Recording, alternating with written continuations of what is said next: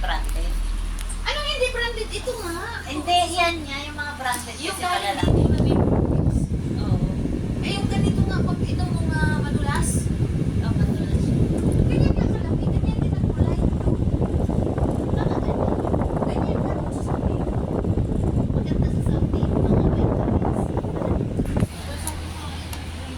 Alam mo, meron ng, ay, sayang, kasi kaso mga vitamin natin. May vitamins doon na vitamin C. Malaki. Oh. Yan tama din. Ilagay sa tubig na bukal. Meron Vitamin C yun. Oo. I-drink ko yun na binigay sa akin yung mga isang ganyan. Hindi ko rin ininom dahil. Baka Basta- meron kayo. Ha? Nakalagay sa tube. Oo. Parang candy. Parang candy. Nilagay mo siya dyan. Basta pag gamot talaga, ayaw uminom ng maraming gamot. Basta yung sa Hindi kanya naman gamot yung vitamins.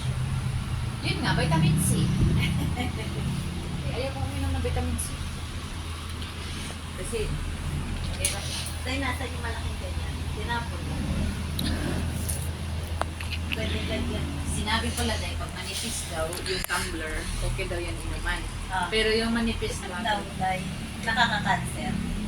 totoo yun, yung sinabi ko. Pero ang dami naman gumagawa. Pero, yun nga Tama manipis. na yan, patay mo na manipis yan. daw, manipis. Apat manipis, hindi pwede. Hindi lalo na pag nainitan, hindi na nga daw dapat.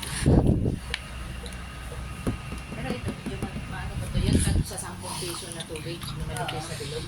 Mas matibay pa ito siya kasi maano yung bala. Plastic.